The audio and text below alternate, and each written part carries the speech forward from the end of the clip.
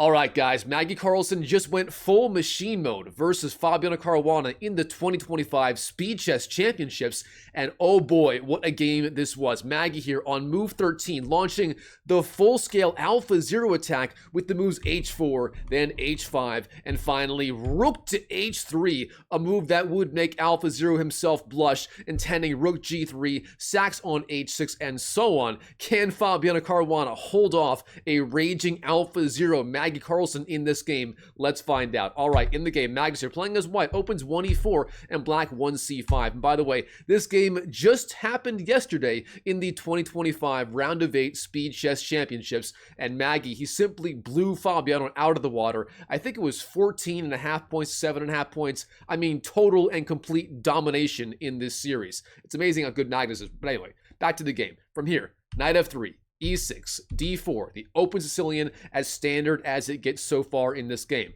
Black takes on D4, white takes back with the knight, knight takes D4, and now which line will Fabiano go for in this game? Well, he plays the move here, knight C6, the Taimanov, we have knight C3, and here for black, the two main lines are queen to C7 and knight to F6, but instead, Fabiano playing a little bit, maybe not a little bit, maybe a lot of bit of a sideline. That is the move A6. Now, this move right here is thought to be at least a little bit inaccurate and certainly provocative. The problem is, white here can just trade on C6 as Magnus does in the game. Knight takes C6 is the move, and here's the problem. No matter how you recapture with the D pawn or the B pawn, white is going to get a very substantial edge in this game. For example, if D takes, then queen takes D8, trades the queen, forces the king over to D8, and white gets a very good endgame. Instead, B takes played in the game, but here, Magnus once again has many options for a very good game.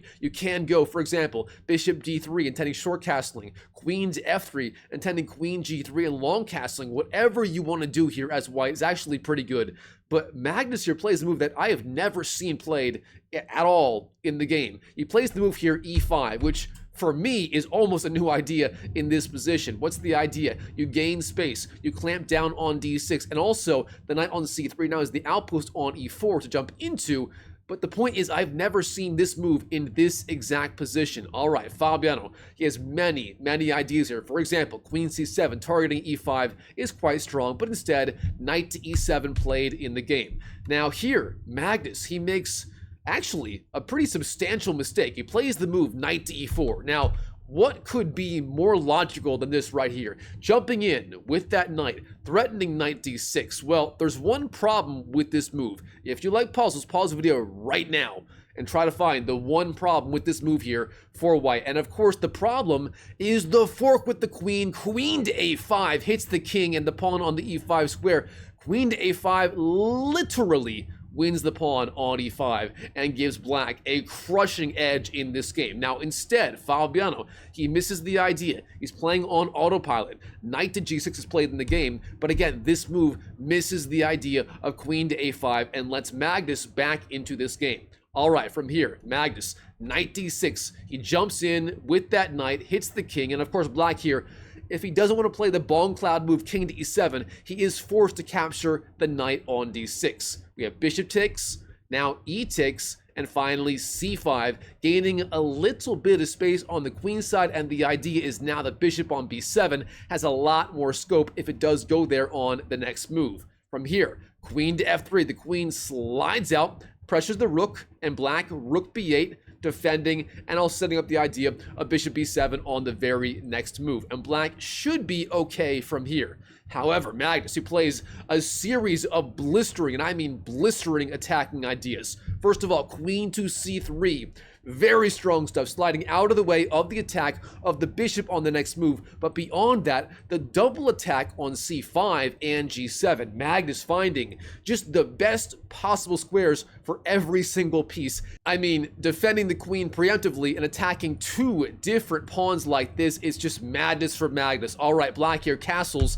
And here you may be wondering, all right, is Magnus going to capture the free pawn on c5? Surely That is the idea, right? Well, if you thought that, you thought wrong. Magnus Carlsen right here in this position goes full alpha 0 and begins the attack on the king side with the pawn sack h4. And yes, this is a pawn sack. Black here can simply swoop in and take this pawn if he wants to. He has 1-2 attackers versus the 1 defender of Magnus. Now Magnus here, he did his CCTOs. He knows the knight and the queen are both attacking the pawn. The point is, though, if you take the pawn, the open h-file will be deadly for Fabiano in this game. Instead, Black here defends with the move h6, trying to preemptively defend against the advance of the alpha 0 pawn. But here, Magnus, he goes for it anyway. h5 is the move, gaining space, pushing back that knight. Knight to h4 is the response. And now a deadly trap, rook to h3, and already in this game, believe it or not, Magnus here, he's threatening the bishop sack. Bishop takes h6. Here is the proof in the pudding. Black here, if he plays, for example, bishop b7, a very natural idea. Sorry, bishop b7, a very natural idea. From there, white can actually play bishop takes h6, intending g takes, then rook to g3, and white's attack is simply unstoppable. Instead, Black here in this position plays the stronger idea of knight to f5, retreating and defending. But here, Magnus, again, this guy is not slowing down one bit. Now here, I've got to say there are many ideas. You can, for example, simply go bishop d2, intending long castles, and even bishop d3 is also quite playable here. But instead, Madness Maggie, he plays the attacking idea of g4, gaining even more space on the king side, pushing back this knight, threatening g5. He is just going for it in this blitz game.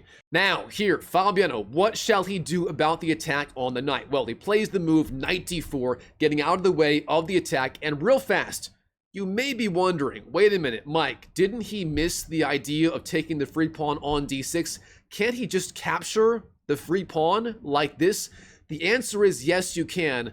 But then Carlsen continues the attack all the same with the very strong move g5, intending ideas like h6, then h6. The attack is just too strong. Instead, here, knight d4 played in the game, centralizing, and now Magnus here. He can win the free pawn. He can also say, develop long castle, bishop e3, long castles. That might even be a little bit stronger. But instead, the first real inaccuracy of the game for Magnus, he does take on c5, queen takes c5. He just cannot resist the free pawn. Black here plays the move e5, gaining some space, defending knight d4, and so on. Magnus, bishop e3, developing, but giving up b2 in the process. And Fabiano Caruana, he swoops in and takes the free pawn. Rook takes b2, but Magnus, Magnus, this guy has an absurd idea to follow up. First of all, he takes on d4, bishop takes, then he takes, and here's the big shocker. Long castles is the move.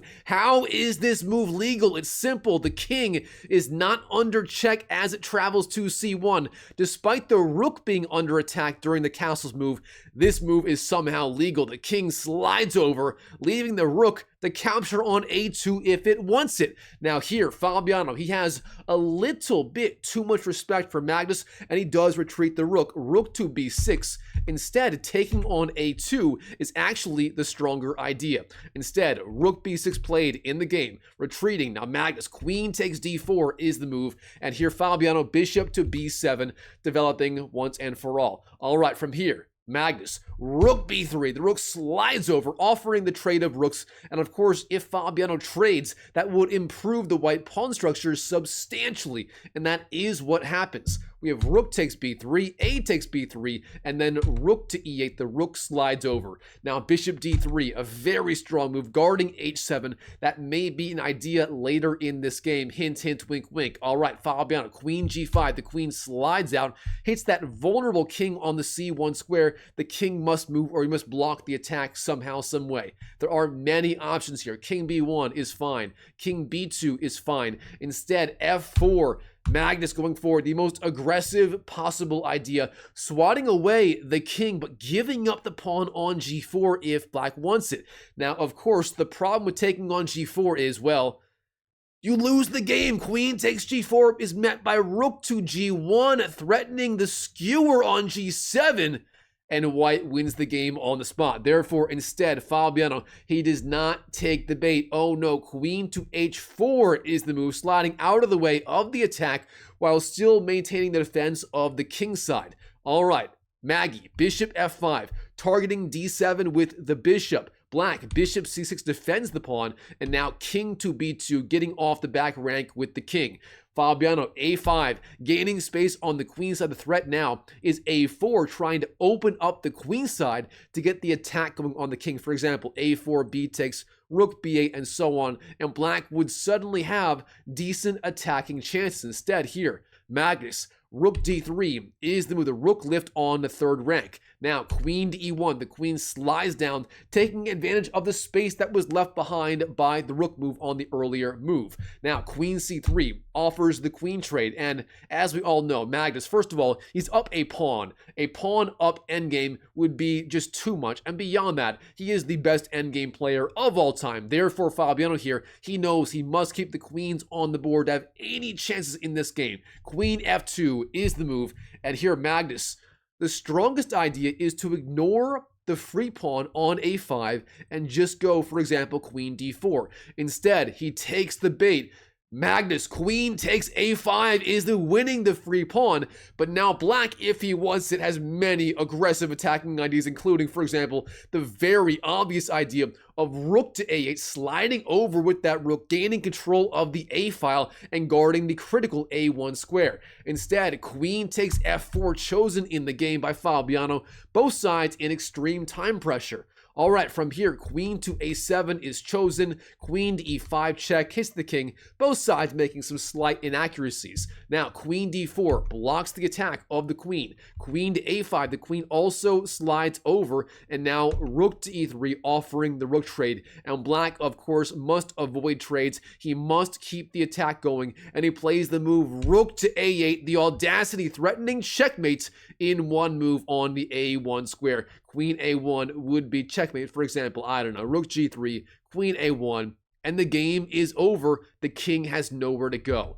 Instead, king c1 chosen in the game. The king march begins. The idea being, if queen to a1, the king goes to d2, and it does run away, and the king would escape. Now, queen to a6 sliding back with the queen, bishop d3 attacks the queen, and now queen to a5 once again. Now, Magnus, a very risky move, b4, gaining space on the queen side, pushing the pawns in front of his own king, but of course, Mr. Maggie Man, he's everything calculated out to the finish. He knows this move here is perfectly safe if he follows up precisely. Black here, queen g5, the queen slides over, pressures g4 a little bit, and now king to b2, once again guarding a1 with the king, getting off the back rank. Black, rook b8, pressuring b4 with the rook, and bishop f5 defends g4 once and for all.